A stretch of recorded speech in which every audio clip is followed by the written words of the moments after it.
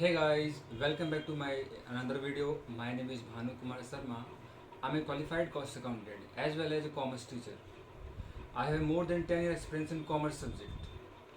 So we will continue our previous topic that is journal entry. Let's start. Let's start guys, हम लोग शुरू कर रहे हैं अपना दूसरा वीडियो, वो है जनरल एंट्री का। ठीक है, हम लोग को यहाँ पे पहले समझना पड़ेगा अकाउंट्स को। तो ठीक है, हम लोग अकाउंट्स को समझते हैं। अकाउंट्स दो तरह का होता है, एक आपका होता है पर्सनल अकाउंट, एक आपका होता है इम्पर्सनल अकाउंट। ओके, अकाउंट्स हमारा दो तरह का होता है, मैंने यहाँ पे बहुत अच्छे से एक्सप्लेन किया है। ये पहला है आपका पर्सनल अकाउंट और आपका ये सेकंड है इम्पर्सनल अकाउंट। ठीक है, तो पहले हमको ये जानना पड़ेगा कि ये पर्सनल अकाउंट होता क्या है। तो ऐसा कोई भी अकाउंट जो किसी के नाम को डिनोट करता है उसको हम लोग क्या बोलते हैं, उसको उसको हम लोग पर्सनल अकाउंट बोलते हैं। एग्जांपल के लिए लाइक पीएनबी बैंक, मैं लिख रहा हूँ यहाँ पे लाइक पीएनबी बैंक। ये पीएनबी बैंक किसको डिनोट कर रहा है? ये पीएनबी बैंक पीएनबी को डिनोट कर रहा है, that we called personal account. ऐसा कोई भी अकाउंट जो किसी के नाम को डिनोट करता है उसको हम लोग पर्सनल अकाउंट कहते हैं। मेरा जो दूसरा साइड है दैट इज़ इम्पर्सनल अकाउंट। इसमें दो तरह का अकाउंट होता है, एक आपका होता है रियल अकाउंट, एक आपका होता है नॉमिनल अकाउंट। ठीक है, व्हाट इज़ रियल अकाउंट? ऐसा कोई भी अकाउंट जो बेसिकली एसेट्स के बारे में बात करता है उसको हम लोग रियल अकाउंट कह सकते हैं। Like we are purchasing a bike from a bike showroom, तो हम लोग के पास में क्या होता है, we receive a bike and behalf of bike we paid money, we called real account. हमारा तीसरा जो अकाउंट है that we called nominal account. ऐसा कोई भी अकाउंट जिसमें बेसिकली एक्सपेंस को रिकॉर्ड किया जाता है और इनकम को रिकॉर्ड किया जाता है, हम लोग उसको नॉमिनल अकाउंट कहते हैं। मैं फिर से रिकैप कर रहा हूँ, अकाउंट्स दो तरह का होता है, एक होता है आपका पर्सनल अकाउंट, एक आपका होता है इम्पर्सनल अकाउंट। क्या होता है पर्सनल अकाउंट? ऐसा कोई भी अकाउंट जो किसी के नाम को डिनोट करता है that we called personal account. दूसरा जो होता है हमारा, उसके अंदर में दो होते हैं, एक हमारा होता है real account. Real account means होता है बेसिकली एसेट्स के, जो एसेट्स के बारे में बात करता है, जहाँ पे या तो एसेट्स मेरे बिजनेस में इन करता है या आउट करता है। तीसरा अकाउंट है जो बेसिकली मेरे कंपनी के एक्सपेंस को और इनकम को रिकॉर्ड करता है। जैसे कि सपोज अगर मेरी एक खुद की दुकान है, मैं उसको मैं वहाँ पे रेंट पे करता हूँ, तो वो मेरा नॉमिनल अकाउंट के तहत आएगा। या सपोज मैं मार्केट में इन्वेस्ट करता हूँ, वहाँ से जो इंटरेस्ट रिसीव होता है वो मेरा सारे जो भी एंट्री होंगी वो इस अकाउंट के अंदर में आएंगे। तो ठीक है, let start with the detail rules of accounts. Accounts को चलाने के लिए दो तरह का रूल बनाया गया है, एक को कहा जाता है गोल्डन रूल और एक को कहा जाता है मॉडर्न रूल।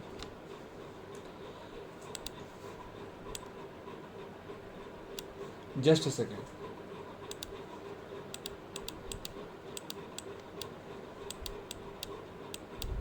मैं आगे बढ़ रहा हूँ, होल्ड इट।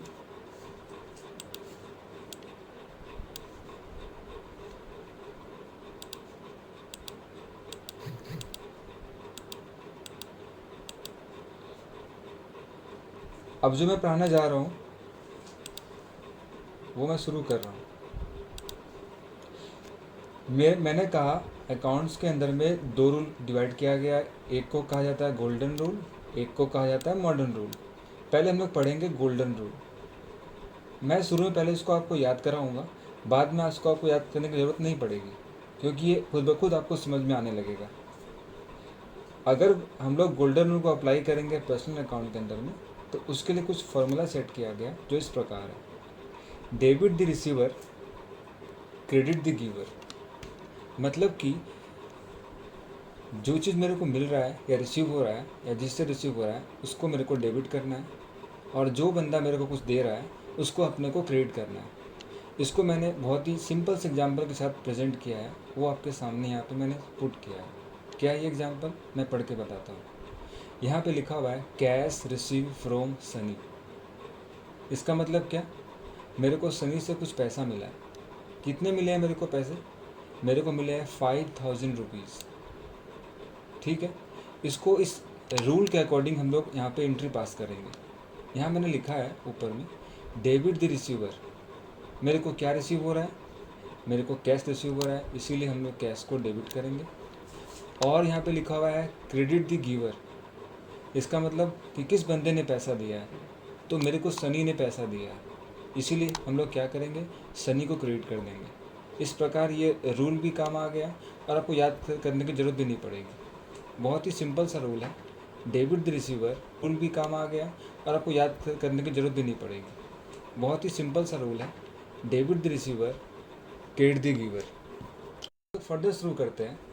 अब मैं आपको मैंने जो ये एंट्री बताई है, ये जो इतनी बड़ी एंट्री बताई है, इस एंट्री को बनाने के लिए अकाउंट्स में एक फॉर्मेट होता है, उसको बोलते हैं जनरल एंट्री फॉर्मेट। मतलब कि आप किसी चीज़ को, अकाउंट्स का मतलब क्या होता है, अकाउंट्स का यही मतलब होता है किसी भी चीज़ों को अच्छे तरीके से प्रेजेंट करना, ताकि इन फ्यूचर में कोई आपसे पूछे तो आप उसको अच्छे से दिखा पाए। यही अंतर होता है मैथमेटिक्स में और अकाउंटेंसी में। तो ठीक है, हम लोग इसी चीज़ को हम लोग एक फॉर्मेट में डालते हैं, जो बेसिकली जनरल एंट्री का फॉर्मेट होता है। इसके अंदर में 5 कॉलम होते हैं। I write here 5 column.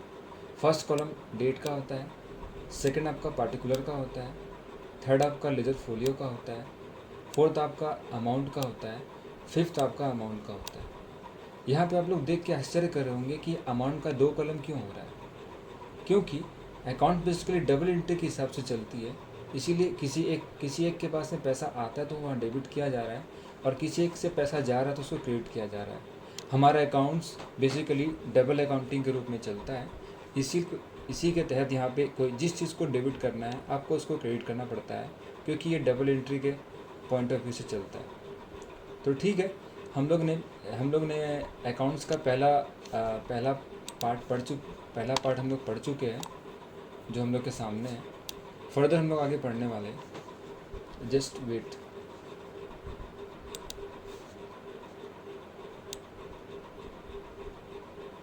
हमारे अकाउंट्स का जो सेकंड रूल है,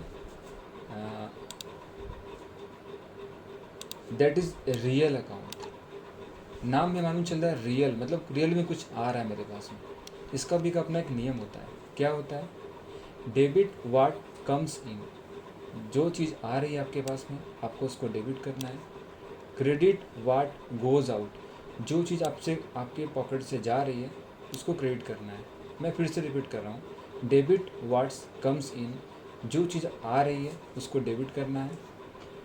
क्रेडिट व्हाट गोज़ आउट। जो चीज़ें जा रही है उसको आपको क्रेडिट करना है।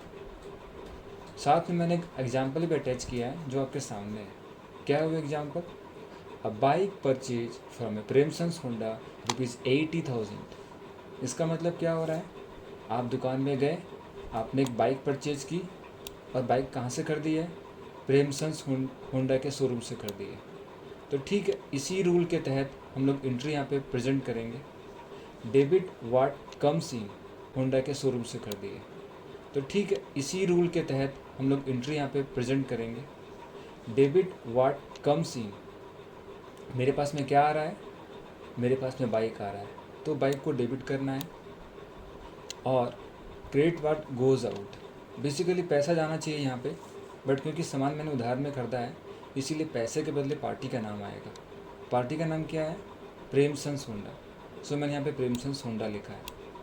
अगर यहाँ पे कैश लिखा होता तो we use cash word, but यहाँ पे कैश नहीं लिखा हुआ है, इसीलिए हम लोग परचेज वर्ड यूज करेंगे। ओके, हम लोग आगे बढ़ते हैं फर्दर तीसरे नियम में। Just wait.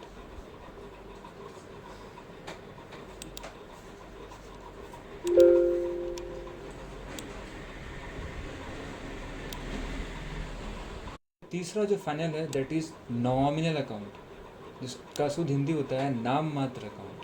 मतलब ये कोई कुछ होता नहीं है बट फिर भी इसको दिखाया जाता है। इसका भी अपना एक फार्मूला होता है। वो क्या होता है? वो इस प्रकार है, डेबिट और एक्सपेंस एंड लॉसेस। जो भी खर्चे, जो भी लॉसेस होती है कंपनी के अंदर में, उन सब को डेबिट करना है। क्रेडिट और इनकम एंड गेंस। आपको जितना भी फ़ायदा हो रहा है, चाहे वो फ़ायदा डायरेक्टली हो या इनडायरेक्टली हो, उन सब को आपको क्रेडिट करना है। मैं इसको भी एक एग्जाम्पल के तहत आपके सामने प्रेजेंट कर रहा हूँ। वो ये नीचे में दिया हुआ है। क्या है वो example? Rent paid in cash ₹4,000। इसका मतलब आप किसी भाड़े के कमरे में रहते हो और वहाँ पे रेंट पे करते हो। कितना रुपये पे करते हो? 4,000। ओके, लास्ट एग्जाम्पल है, बस 1 मिनट का और वीडियो है, उसके बाद में वीडियो ख़त्म हो जाएगा। एंट्री क्या है? Rent account debit. रेंट यहाँ पे एक खर्चा है, इसीलिए उसको डेबिट करना है। मैंने डेबिट किया और मैंने क्या। गाइस, अगर आपको मेरा वीडियो पसंद आया हो तो वीडियो को लाइक कीजिए, शेयर कीजिए एंड सब्सक्राइब माय चैनल। मैं मिलता हूँ आपको अगली वीडियो में, तब तक के लिए स्टे ट्यून्ड।